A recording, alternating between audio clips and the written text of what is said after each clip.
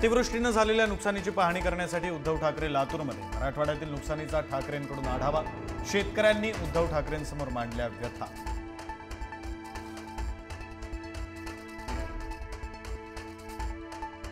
लागोपाठ दुसऱ्या दिवशी अजित पवारांकडून नुकसानग्रस्त भागांची पाहणी। पालकमंत्री नात्याने बीड जिल्ह्याचा पूरस्थितीचा आढावा। शेतकऱ्यांना तात्काळ मदतीचं अजित पवारांचं आश्वासन।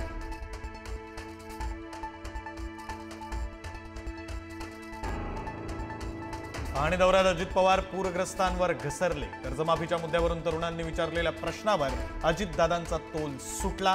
प्रश्न विचारणाऱ्यालाच अजितदादांनी झापलं।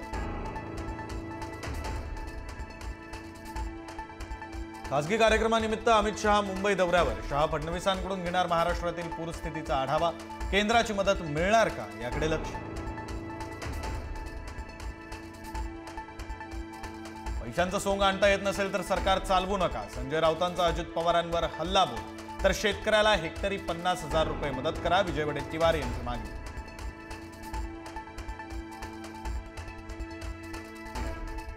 सीना नदीच्या महापुराचा सोलापूरच्या मोहोळ तालुक्याला फटका। घरांमध्ये पुराचं पाणी शिरल्यानं संसार गेला वाहून।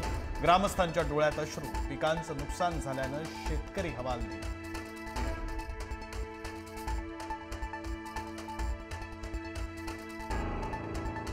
सोलापूर विजापूर राष्ट्रीय महामार्गाला नदीचं स्वरूप। सीना नदीला आलेल्या महापुरामुळे महामार्गावरील वाहतूक पूर्णपणे बंद।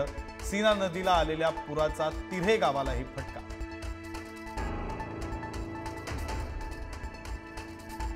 मराठवाड्यातील अतिवृष्टीमुळे नांदेडमधील गोदावरी नदीला महापूर। विष्णुपुरी बंधाऱ्याचे 18 पैकी 16 दरवाजे उघडले।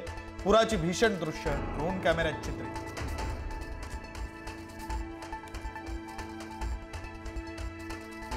जालन्याच्या वानड गावातील शेतामध्ये अजूनही गुडघाभर पाणी। शेतकऱ्याच्या मुलाचा आक्रोश। तर गोदावरीचं बॅकवॉटर शेतात शिरल्यानं सोयाबीनचं नुकसान। शेतांमध्ये तब्बल 5 फूट पाणी साचलं। पुरातून वाचवण्यासाठी गायी घराच्या छतावर नेल्या। धाराशिवच्या परांड्यातील शेतकऱ्याची जनावरांना वाचवण्यासाठी धडपड। जीव धोक्यात घालून 6 गायी छतावर चढवल्या। एमपीएससीची परीक्षा पुढे ढकलण्याची सुप्रिया सुळेंची मागणी। अतिवृष्टीच्या पार्श्वभूमीवर परीक्षा पुढे ढकलण्याची मागणी। तर वैद्यकीय शिक्षण विभागातील तांत्रिक संवर्गातील पदासाठी घेण्यात येणारी परीक्षा पुढे ढकलली। पुढील 3 दिवस पावसाचा जोर कायम राहणार। 26 आणि 27 सप्टेंबरला अतिवृष्टीचा इशारा। खबरदारी घेण्याचं हवामान खात्याचं आवाहन।